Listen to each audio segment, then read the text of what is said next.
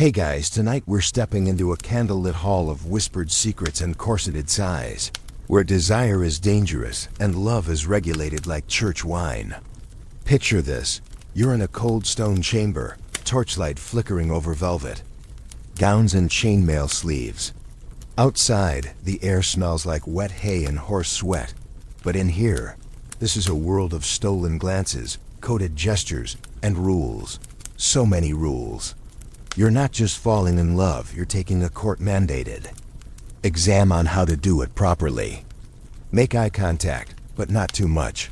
Sigh once deeply. Write a poem in Old French, then sit in anguish while she ignores you for a week.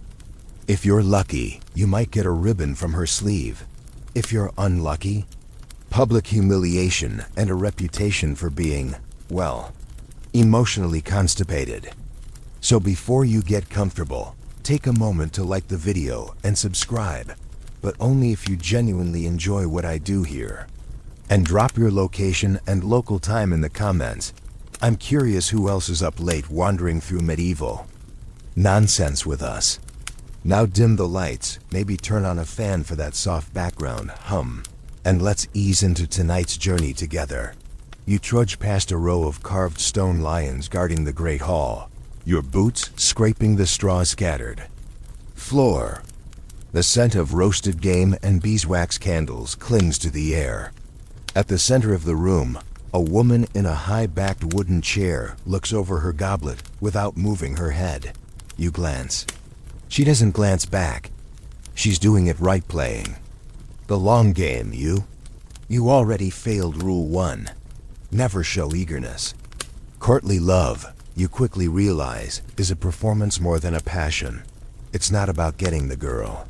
It's about proving your worth to an audience of snickering nobles and suspicious husbands.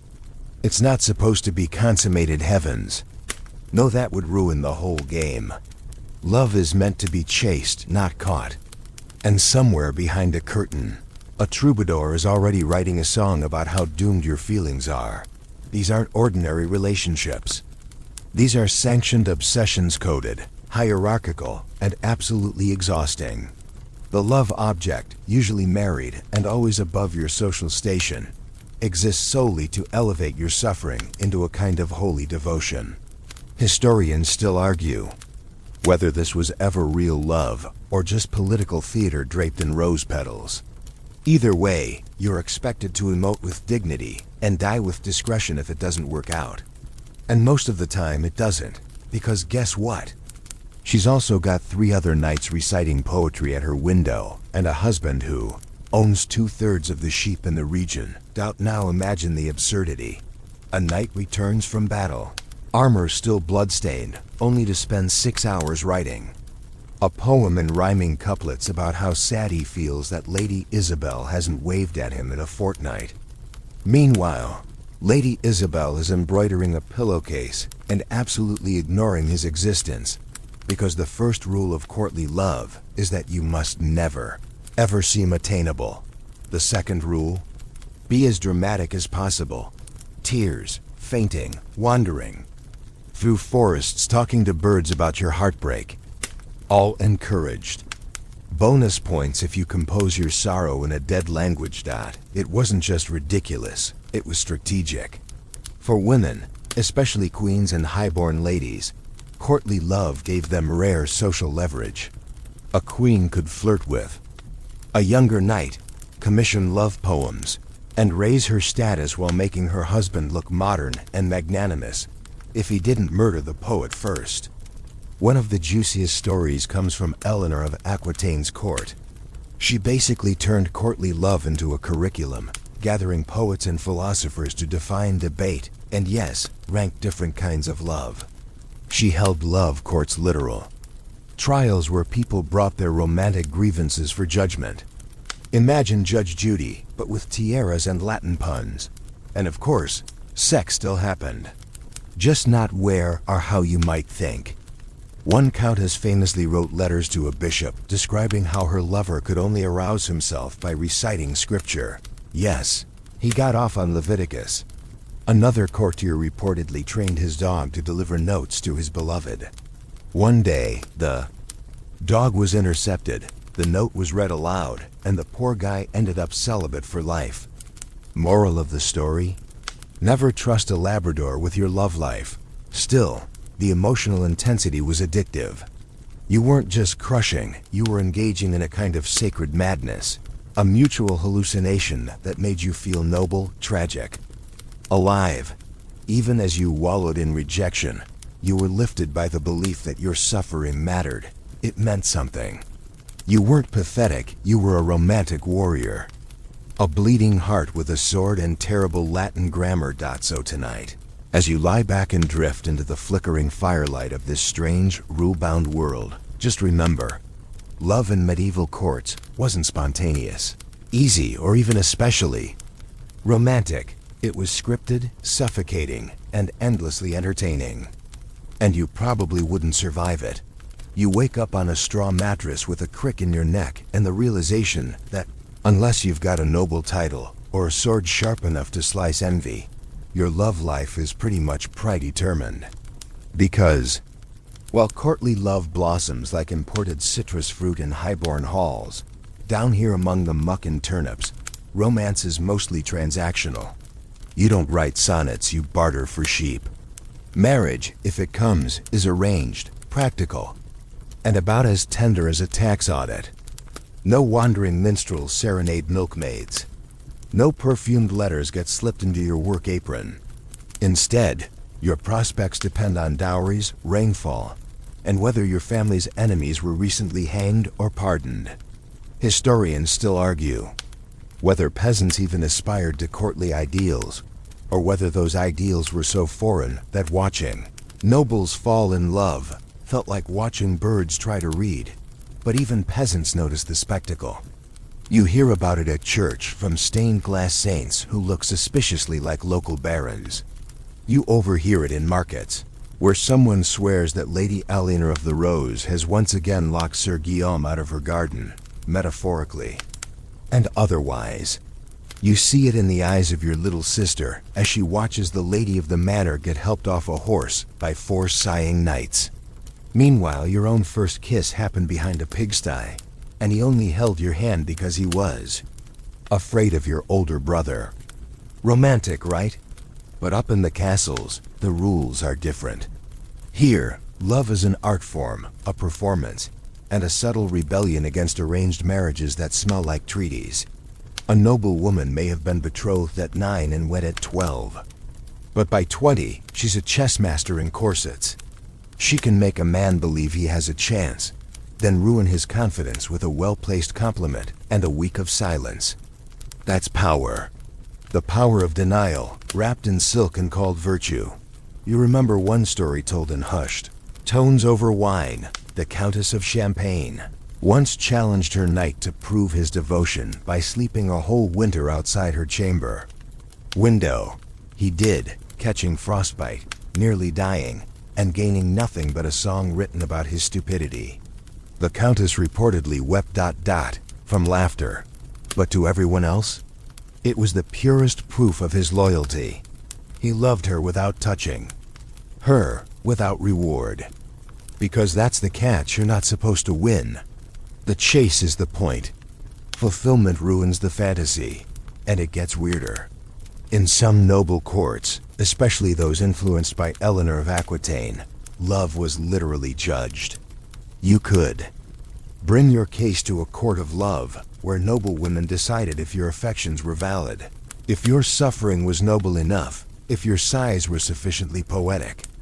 Imagine trying to explain that your lady didn't wave at you, and hoping a duchess with 3 pet falcons finds your pain legitimate.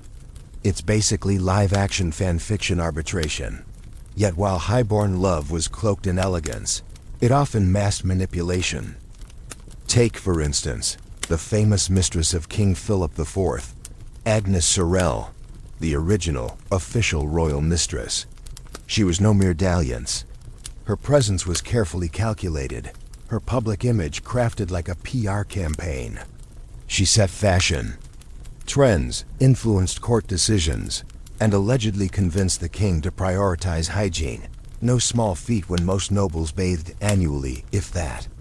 Her relationship with the king wasn't just about affection, it was leverage. Emotional, social, political. And when she died suddenly at 28, rumors of poisoning swirled, as they always did when women got too influential. Meanwhile, in some castle attic or quiet scriptorium, a monk copied yet another treatise on love, trying to reconcile lust with virtue, duty with desire. Foucault would argue centuries later that this wasn't just about romance, it was about controlling bodies, regulating longing, domesticating chaos. Because love, if left unchecked, could threaten hierarchies. It could blur lines between classes, genders, sacred and profane. So courtly love, in its maddening restraint, actually preserved order. You could want, but only from a distance. You could love, but only the unattainable. And that's the cruel brilliance. It kept you dreaming, but never acting. Quirks abound. Did you know some nobles wore love tokens made from their lover's hair, braided into bracelets or sewn into their underclothes?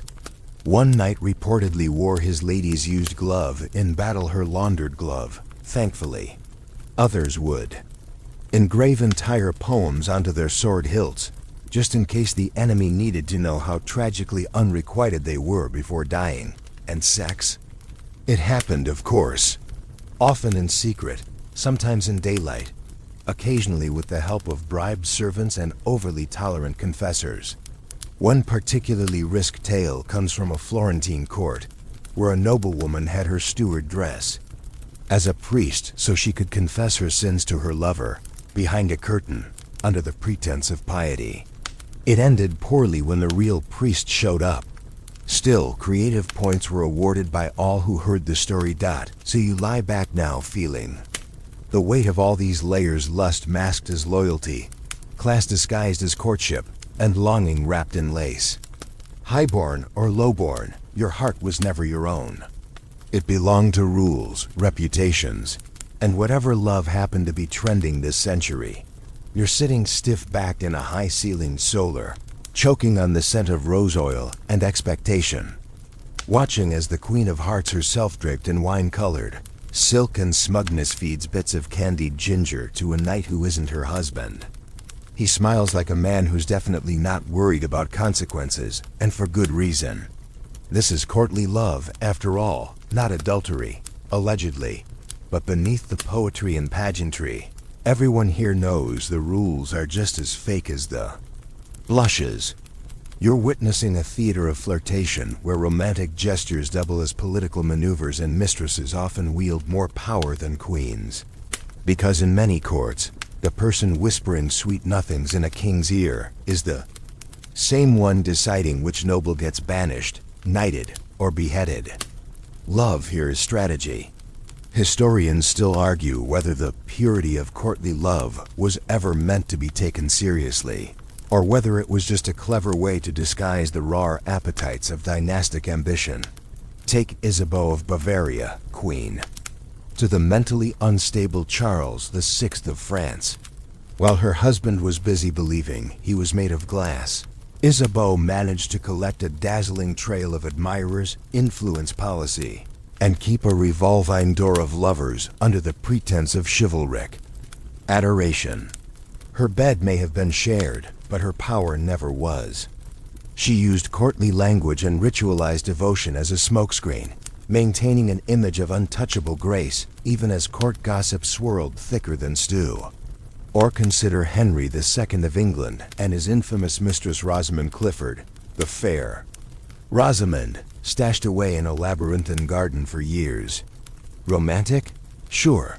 Also a brilliant way to keep her out of sight while making her the subject of endless poetic yearning. Eleanor of Aquitaine, his wife, allegedly didn't find the arrangement quite as charming. According to legend, she found the secret bower, poisoned Rosamond, and walked away with her dignity intact and her enemies a little more cautious. But courtly love didn't just enable queens and mistresses to tilt the balance, it gave noblemen a stage to perform their loyalty with just enough ambiguity to avoid direct accusation. A knight declaring his love for the queen might be publicly applauded for his gallantry and privately rewarded with land, titles, or influence. And if anyone raised an eyebrow, oh no, it's just symbolic, platonic, poetic, wink. Even when the symbols included midnight visits, incriminating letters, and the occasional illegitimate child. Courtly love's biggest unspoken rule was simple: pretend hard enough, and no one will dare call your bluff. Of course, the line's blurred. One famous story comes from the court of Naples, where a young courtier named Giovanni fell in love with a married duchess and wrote her a series of painfully dramatic letters, comparing her eyes to sacred relics and himself to a dying swan. She responded in kind, and soon they were exchanging clandestine poems and gifts, all very proper on the surface, until someone intercepted one of his letters, full of not-so-subtle metaphors about climbing forbidden towers. Giovanni was banished, the Duchess locked in her chamber, and the local clergy held a week-long sermon series on the dangers of metaphor. It's said the Duchess later married a man 20 years younger and took up falconry, which feels like a win, honestly. And it wasn't only the big names. In every court, there were those quiet, dangerous liaisons that exploited the theater of courtly love as camouflage. A squire with ambition might aim his verses toward a duchess, not because he expected romance, but because her favor meant status. A married noblewoman might entertain such flirtation precisely because it kept her husband's rivals distracted and guessing. Love was less about chemistry and more about leverage, emotional currency spent with the precision of a miser counting coins. Then there were the go-betweens, servants, secretaries, even priests, who played critical roles in love's covert infrastructure. One letter from a 14th century bishop complains about the relentless abuse of sacristy space for the purpose of romantic counsel, which is a polite way of saying nobles were using confessionals as tinder booths. And let's not forget the wardrobe scandal of Aragon, where an attendant was caught hiding under a duchess's bed with an armful of letters, perfume bottles, and a scandalized cat. He claimed he was merely dusting. He was exiled with extreme haste. And yet, despite or because of this tangled mess of power, secrecy, and symbolism, courtly love flourished. Its ambiguity allowed passion to exist in a society terrified of open desire. It let people feel something profound while maintaining plausible deniability. A courtier could pine without touching, weep without confessing, destroy his life with a smile and a poem. It was a game, yes, but the stakes? Always real. So as you close your eyes tonight, picture that knight kneeling before a lady who pretends not to notice. Picture the queen choosing her favorite troubadour with the same care she picks her earrings. And picture the audience silent, watching, pretending not to see what's happening while seeing everything. Because in the court of love, everyone's performing, and no one plays fair. A trumpet sounds, and you're not sure if it signals war, a royal feast, or yet another jousting tournament dedicated to a woman who's politely ignoring all contenders. Welcome to love as performance art. You're seated among 100 other spectators, noses reddened from the cold, while armored men on horseback attempt to impale each other for the honor of a lady's favor, a lady who, mind you, is currently fanning herself with disinterest and sipping watered wine. One knight has her glove tied to his lance. Another wears a ribbon from her bodice. Neither has ever held her hand, and still, they bleed for her approval. Because here, in the glittering absurdity of courtly love, affection isn't private, it's staged. Your heart must be broken loudly, beautifully, and in front of an audience that's only half listening. Historians still argue whether this public display of passion elevated love into something sacred or reduced it to a well-rehearsed circus act with better costumes. You wipe the imaginary dust from your cloak and shift uncomfortably on the wooden bleacher. The knight on the field just took a lance to the ribs, and the crowd gasps like they didn't come here for exactly that. The lady whose name was invoked in the pre-fight poem raises an eyebrow. No smile, she's playing her part. Because the whole thing hinges on roles. The pure lady, the noble knight, the loyal herald, the envious rival. It's less about the relationship and more about the narrative. You don't fall in love, you fall into character. And these characters are relentless. You're expected to compose verses praising your beloved's complexion, using metaphors. No one understands. Thy brow is like the morning mist upon the field of angels. What does that even mean? Doesn't matter. It sounds poetic, which is the entire point. Words are currency here. You trade them for attention, for status, and maybe, if you're lucky, for one long, unsatisfying glance across the banquet hall. Actual emotional connection is discouraged. That would ruin the game. Somewhere near the castle kitchens, a scullery maid scoffs. She's seen the lady of virtue giggling behind the stables with a stable boy whose only sonnet is his six-pack. But that's the paradox.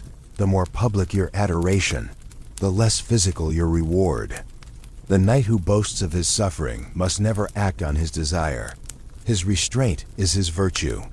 The moment he succeeds, he loses. The latter vanishes.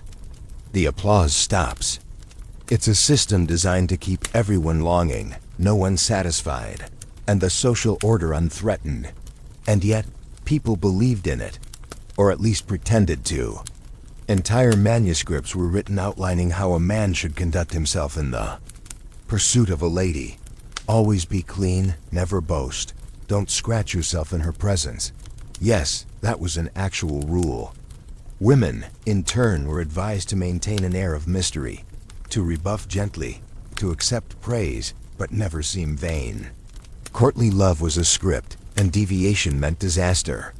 But oh, how creative they got within the boundaries. One bizarre yet oddly romantic case comes from a Burgundian court where a knight constructed an elaborate mechanical bird to deliver messages to his beloved across the garden wall. It flew briefly before crashing into a fountain and terrifying a cat, but the gesture earned him 3 dances and an embroidered handkerchief. No one remembers his name. Everyone remembers the bird. And if the courts were the theaters of love, then the poets were the directors. Troubadours, minstrels, and wandering lyricists shaped the narratives, crafting tales of doomed devotion and impossible beauty. One famous troubadour, Bernard de Ventadorn, allegedly fell in love with his patron's wife, composed 37 songs about her, and then joined a monastery when she married someone else. He claimed to have taken a vow of silence, though he still managed to hum his own verses in the cloister garden. Love never quite dies, it just changes outfits. But not every show ends well. Some knights took the performance too far. One tale tells of a nobleman who tattooed his lady's initials on his chest using a hot poker. When she married another man, he demanded a trial by combat against the groom. The king refused, calling him theatrically unstable. The nobleman then wrote a long poem blaming the sun, the moon, and his tutor for his heartbreak, and wandered off into the woods to live as a deer. He was eventually found, clothed in bark, whispering iambic pentameter to squirrels. The court declared him poetically afflicted, and no one ever let him near a hot poker again. So you sit there, a bit colder now, wondering if any of this was about real connection or just a way to package human yearning into palatable entertainment. Maybe both. Because for all its absurdities, courtly love let people imagine a world where feelings mattered, where longing was art, where heartbreak earned applause. It made loneliness look noble and suffering feel sacred, even if the lady never looked your way. You've been sighing too much lately. Not for anything specific, just generally. You sigh while feeding the horses. You sigh in front of the fire. You sigh so much that your cousin asked if you'd inhaled a ghost. Congratulations, you're experiencing mandatory medieval melancholy, the essential currency of courtly love. See, if you're not suffering, you're not truly devoted. In fact, according to some of the era's finest thinkers, true love requires pain. If it feels good, you're doing it wrong. Historians still argue whether this glorification of emotional torment was sincere or just a very elaborate excuse for noblemen to cry publicly without losing face. Either way, you're in it now mooning over someone who smiles politely and forgets your name by dessert. Jealousy, that spiky little demon, is encouraged too. It's considered a sign of passion, proof that your love has depth, not just flattery. You're supposed to yearn, obsess, and burn quietly while watching your beloved laugh at another night's joke. You can't say anything, of course. That would be tacky. Instead, you stew in dignified silence, maybe compose a few verses about betrayal by moonlight. This is the theater of self-inflicted agony, an emotional gymnasium where pining is cardio and restraint is weightlifting. Every moment of heartache makes you more refined, more chivalric, more tragically poetic. It's like getting a six-pack from unrequited love. This isn't a flaw in the system. It's the point. You're meant to feel excluded. That frustration, that helpless longing, is what makes courtly love so intoxicating. It allows you to indulge in emotion without any of the risk of actual vulnerability. Because nothing truly happens. You don't confess, you don't consummate. You ache, you write, and you hope someone notices your suffering and applauds. If not, you suffer harder. One of the most infamous lovers of the era, Pierre de Bleuot, a 12th century cleric and poet, wrote letters so drenched in misery that modern scholars joke he invented emo before eyeliner. He once penned a missive declaring that his beloved's indifference had turned his blood to vinegar and his bones to ash. Dramatic? Yes. Effective? Unclear. But he became wildly popular, quoted in noble courts and chapel libraries alike. He proved that if you couldn't be loved, you could at least be mourned artistically. Even weirder? This culture of codified heartbreak didn't just live in literature. It shaped daily behavior. Noblemen fasted to prove devotion. Women wore black to signal discontent with their suitor's conduct. One knight reportedly stood outside his lady's castle gate for 7 nights in the rain without food. She didn't respond. He caught pneumonia. She eventually sent him a fruitcake. That was considered a win. You might think this obsession with pain would turn love into something bleak, but somehow it did the opposite. In a society where most marriages were arranged and personal feelings rarely mattered, courtly love gave people a safe place to feel deeply, even if those feelings were entirely performative. There's something oddly comforting about a world where your emotional agony is respected, even celebrated. A man crying in the garden at dawn isn't mocked, he's admired for his passion. A woman who rejects 20 suitors is seen not as cold, but as beautifully untouchable. They're playing their roles perfectly, and the poems, oh, the poems. They're riddled with lines like, "My heart is a wounded stag fleeing through the forest of your indifference," or "Each breath without you is a dagger made of wind." You don't even know what that means, but it feels devastating. These verses weren't written for clarity. They were written to impress, to endure, and to earn that one raised eyebrow from a duchess at supper. They were currency in the emotional economy, as powerful as a sword in the right hands. Still, not all managed their suffering gracefully. One nobleman in Gascony took his longing so seriously that he petitioned the court of love for permission to die from heartbreak. The court, run by several unimpressed ladies, ruled that such excessive drama was unbecoming, and sentenced him to spend a year writing poetry for widows instead. He did, and later married one, which only proves that sometimes emotional overinvestment pays off, just not the way you expect. Meanwhile, across Europe, monks and philosophers debated whether this romantic pain was spiritually useful or just a distraction. Some believed it purified the soul, likening it to divine yearning. Others called it vanity wrapped in velvet. Foucault, centuries later, would call it a clever way of turning desire into discipline, of controlling people not through force, but through longing. Because the moment you internalize suffering as noble, You stop fighting for change. You endure. You perform. You sigh so you sigh again.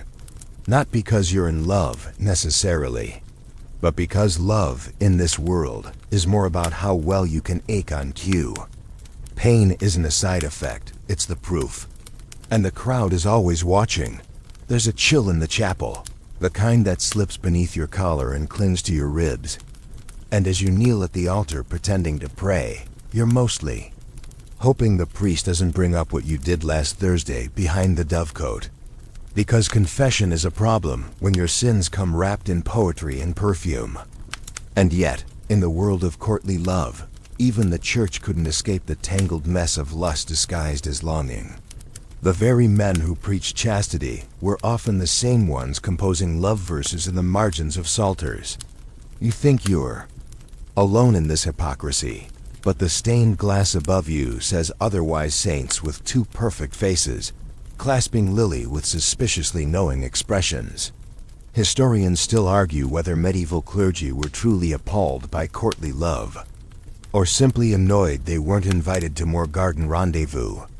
Either way, religion and romance didn't just coexist, they collided.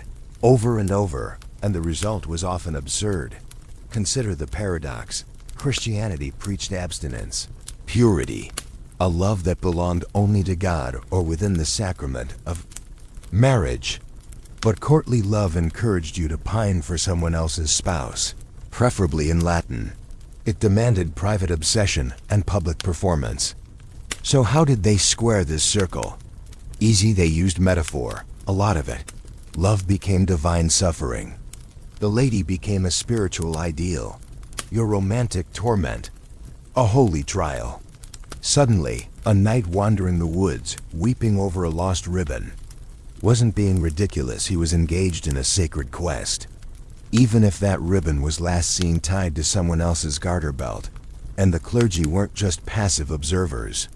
They wrote treatises on love, judged cases of romantic dispute, and occasionally got tangled in the drama themselves.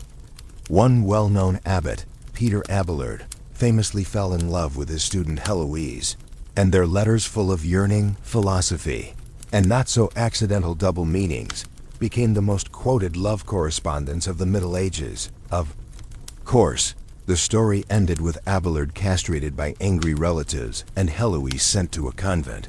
But the letters? Still fire. They debated whether true love could exist outside of physical passion, whether desire corrupted the soul or elevated it. Spoiler, neither of them ever figured it out. But their pain became literature, and their tragedy became a template.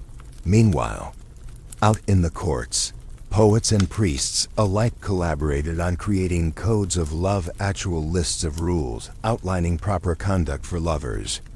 No touching without permission. Always keep your word. Never speak ill of your beloved. Avoid overindulgence, unless it's in sighs or sadness. The 12th century De Arte Honest Amandi, the art of honest loving, even recommended not taking advantage of a sleeping woman, which implies that someone, somewhere, needed to be told. These texts were read, debated, memorized, treated with almost scriptural reverence. You weren't just falling in love. You were studying it like theology. And of course there were punishments.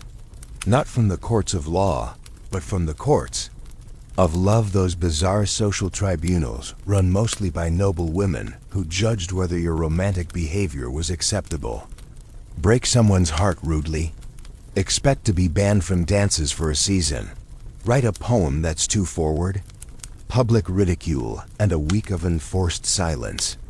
One knight in Toulouse was sentenced to wear a chain of garlic bulbs around his neck for composing a sonnet with a pun involving melons. It was not well received, but sometimes even the rules couldn't contain the chaos. Take the story of Marguerite of Navarre, a queen and poet who frequently wrote about love's contradictions. She once hosted a gathering where guests had to present confessions of their worst romantic decisions. One admitted to proposing marriage to two sisters in the same week, another to serenading a monk by mistake. Marguerite herself told a story, possibly fictional, about a lady who seduced her priest by pretending to be possessed. He exorcised her daily for months. The punchline? She wasn't possessed, just bored. The audience, apparently, applauded. And amid all this, sex still happened. Carefully, creatively, and often under the guise of spiritual discipline. In one northern Italian court, it was common for young noblemen to disguise their romantic pursuits as religious pilgrimages. One man visited a shrine weekly that was actually the back gate of a married countess's villa. Another claimed to be fasting for purity while secretly gorging on sweetmeats brought by his lover's maid. There was even a trend of composing erotic prayers, where lovers compared their beloved's touch to divine grace, a poetic loophole that made blasphemy sound beautiful. You sigh again because once more, you're being asked to separate desire from action, love from lust, and poetry from real connection. The lines blur, and you're not even sure where your feelings end and your performance begins. But as the priest finally clears his throat and motions you forward, you do what everyone does. You confess your longing like a sin, deliver your heartache like a prayer, and walk away forgiven, but no less in love. A sword clinks to the floor, blood still wet on its edge, and you realize someone just died for a woman he wasn't even allowed to touch. That's not poetry. That's courtly love taken to its most dangerous, absurd, and oddly moving extreme. Because when love becomes a code and desire becomes ritual, eventually someone gets the brilliant idea to fight for it with steel. And not metaphorically, actual duels, actual feuds. You glance around the banquet hall and can practically sense the grudges simmering like overcooked stew. That knight over there? He thinks the Baron smiled too long at his lady. That squire? He wrote a ballad that offended a duke's niece. And now you're at the part of courtly love where romantic gestures come with body counts. Historians still argue whether these love-fueled rivalries were just excuses for noblemen to show off, or if people truly believed that honor and heartbreak could only be redeemed in blood. You tighten your cloak, suddenly aware of how thin the line is between performance and peril. Because for all its rules and metaphors, courtly love wasn't harmless. It had teeth. People fought. People died. People went mad. One documented case tells of a nobleman who challenged his own cousin to a duel because he believed his beloved had smiled at him with slightly more warmth. She denied it. The cousin accepted the challenge. They met at dawn. One of them didn't come back. The woman, for her part, reportedly joined the convent, probably for the silence. And it wasn't just men losing their heads, figuratively or literally. Women were often dragged into these messes, their reputations gambled away like poker chips. If a lady accepted a knight's favor, say, a handkerchief, or a poem, and he later acted inappropriately, guess who got the blame? Not the knight. One lady of the Burgundian court was publicly shamed after a tournament when 3 knights fought over her at once. She hadn't invited it. She hadn't even attended. But her name had been used in 3 separate oaths, and that was enough. She was exiled for provoking unrest. She later wrote poems under a fake name. They were good.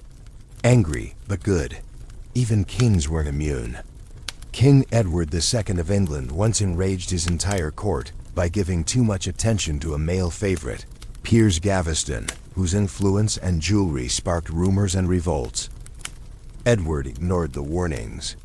When Gaveston was eventually executed by angry nobles, the king didn't write poetry. He launched a bloody retaliation. So much for chivalric restraint.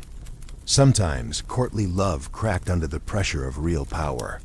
And when it did, things got ugly fast. Still, for many, the danger was the thrill. Loving someone you couldn't have, or weren't supposed to want, made every glance feel like a battle won. One famous story from the court of Aragon involves a woman named Isabel who fell in love with her sister's fiancé. Instead of suppressing it, she confessed her feelings in front of the entire family. The fiancé, caught off guard, but equally infatuated, challenged himself to a series of dangerous hunts to prove he could resist temptation. On the fourth hunt, he was gored by a boar. Isabel wept theatrically, then married a poet. She named her first son after the boar. You can't make this stuff up. Then there's the quiet kind of warfare, the slow, smoldering destruction that comes from loving too hard, too long, with no reward. There's a word for it in some medieval texts, amors fatals, fatal love. Not because it kills you outright, but because it erodes you. One knight wrote that he hadn't eaten solid food in 7 days, because his lady refused his letter. He fed only on longing, he said, which probably wasn't great for his digestive tract. Another claimed he'd gone blind from weeping, though modern scholars suspect conjunctivitis. Still, it made for a hell of a poem, and somewhere between all these duels, banishments, and emotional breakdowns, real love sometimes snuck through. Illicit, dangerous, unspoken, but real. There are letters fragile, faded, hidden in the bindings of old books where lovers dropped the metaphors and said what they actually felt. Not your eyes are stars, or my soul burns, just I miss you, or I wish we were safe. Brief, raw, human. The kind of love that didn't belong in courtly codes or public displays. The kind that couldn't survive under torchlight and tournament banners. But maybe that's what made it real. So you lie still now, heart a little heavier, trying to picture what it meant to love in a world where every gesture was loaded, every word rehearsed, and every emotion tested against the edge of a blade. You wonder if you'd have survived it, or if you too would have ended up whispering poems to your sword before dawn, daring the world to challenge your devotion. The roses are wilting, the lute is out of tune, and somewhere deep in the stone bones of a forgotten castle, a love poem gathers dust never read, never answered. You've made it to the end of the age of courtly love, and everything feels like the aftermath of a grand masquerade.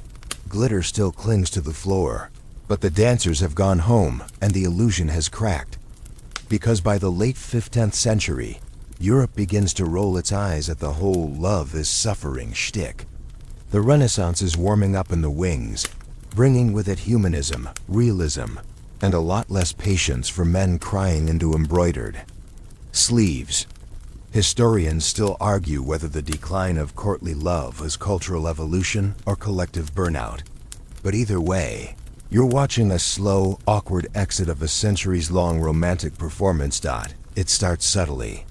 The poems become parodies. The troubadours find fewer patrons. Queens still entertain noble affections, but they also want alliances, property, and heirs that don't come from emotionally unstable poets. Ladies of the court start marrying for strategy first, personal compatibility second, and public DRAM, and not at all if they can help it. The new game isn't about sighing beneath balconies, it's about marrying well, surviving childbirth, and maybe having enough land to avoid begging your cousin for oats next winter. Suddenly, yearning becomes inefficient. And there's something else changing too, literature. The stories shift.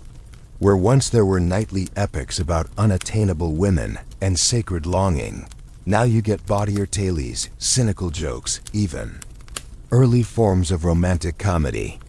In Boccaccio's Decameron, lust isn't tragic, it's funny. In Chaucer's Canterbury Tales, love is clumsy, transactional, human. People cheat, lie, chase each other around bedsheets. You read it and think, wow, these people actually touch each other. Scandalous. The metaphors get messier, but also more real. The lady on the pedestal steps down and trips over her skirts. And the church? Well, it's still clutching. It's pearls, but with less authority. With the rise of urban life and middle-class ambitions, people begin to challenge the idea that love must only serve the nobility, or that virtue is something you prove by suffering in verse. Ordinary people want stories about ordinary love, messy, imperfect, sometimes inconvenient, but alive. The kind of love where you don't need a joust to say I like you, And you don't get banished for holding hands at the wrong feast. Even among nobles, the shift is undeniable. Isabella I of Castile, for instance, married Ferdinand of Aragon not because of a secret romance disguised as a religious pilgrimage, but because they needed to unite Spain. Romantic? Not really. Effective? Extremely. Their marriage had passion. Yes, but it was rooted in shared ambition, not abstract poetry. And unlike earlier queens, Isabella didn't entertain a retinue of poets weeping minstrels, had no place in her court unless they came with military maps and loyalty oaths. Of course, some held on to the old ways a little too long. There's a sad little tale about a baron who tried to revive the court of love tradition in rural France. He invited local nobles to submit poems for judgment by his wife and her friends. Only 4 people showed up. 2 were drunk. 1 was illiterate. The 4th submitted a poem entirely composed of vegetable metaphors. The baron was so humiliated he canceled the next session and focused on breeding prize hounds. His wife reportedly had a marvelous time and continued the court of love without him, privately, with her own rules. And yet, even as the official rituals faded, traces of courtly love lingered. You still find its fingerprints on Shakespeare's sonnets, on Renaissance paintings of longing glances and clasped hands. Even in modern romantic comedies, there's often a hint of the knight and lady dynamic, the grand gesture, the miscommunication, the pining. Courtly love may have died, but it didn't vanish. It just got new costumes. So now, as you settle deeper into the warmth of your sheets, you can almost hear the last chords of a forgotten lute echoing through castle ruins. The game is over. The sighs have quieted. The rules have changed. But for centuries, love in all its theatrical, exhausting, beautiful absurdity was treated as a kind of religion. A performance, a battlefield. And even though the ribbons have fallen and the poems are cracked with age, there's still something strangely human in it all. Something that says, we tried. We hurt. We hoped. Even if we weren't supposed to. And now we rest. Let the stone halls fade now. Let the banners droop. The torches flicker low. You've seen the longing, the rules, the velvet masks of desire. You've walked among whispers and watched hearts duel beneath chandeliers. But here, in the hush that follows, there's only quiet breath, soft dark, and the memory of a world that tried to make love into something sacred, something rehearsed. You don't need to chase anymore. No more metaphors, no more sighs. Just stillness, just warmth. Let the lady turn away. Let the knight lower his sword. You've played your part. You've watched the play. Now let it dissolve like morning mist over a moor. Sleep now. No need for poetry here. Just dreams. End of script. Sweet dreams.